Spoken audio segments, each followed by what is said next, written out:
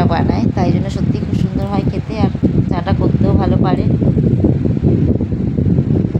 আমি যখনই যাই তার দুদিন আগে বলে দিই দুধ নিয়ে এসে রেখে দেবে, দুধ এনে রেখে দেয়। তোমাদের দাদাভাইও চলে এসছে, সবাই চলে এসছে। ও একটু নতুন ধরনের লাইট দেখাচ্ছে, নতুন এটা নিয়ে এসছে। আর এই লালু বুলু দিয়ে চা দিয়ে দিয়েছে, দুবার করে চা হবে। দেখো অনুদি চলে এসছে, অনুদিও চপ নিয়ে এসছে, দিয়ে সবাই মিলে চপ খাওয়া হলো, দিয়ে আবার চা করা হবে।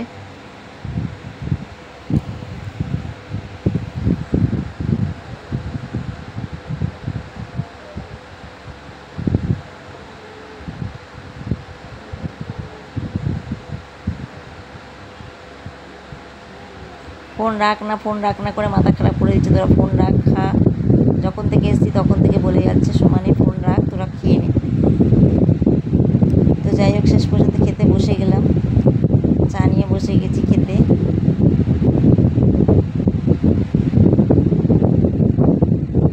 এটা এবার আমাদের যাওয়ার সময়। ও ওদিকে রিলস বানাচ্ছে, আমারও রিলস হয়ে গেছে কটা, এবার আমাদের যাওয়ার সময় হয়ে গেছে।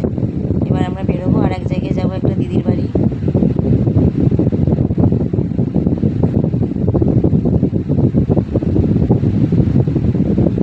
দেখো ওই দিদির বাড়িটায় চলে এসেছি, দিদিটা লজ্জা পাচ্ছে খুব।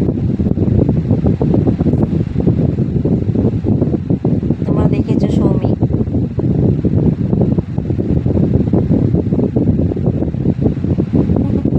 আমরা যেখানেই যাচ্ছি দিদিটা শুধু লুকিয়ে যাচ্ছে, দুটো ক্যামেরা ও আর পারছে না।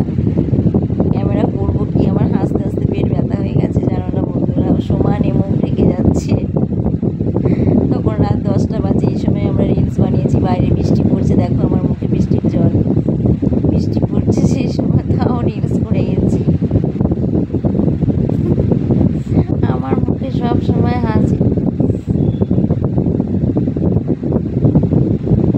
তো চলো এবার তোমরা দেখতে থাকো ষষ্ঠী। সকালবেলা দিদি মেয়েকে নিয়ে বেরিয়ে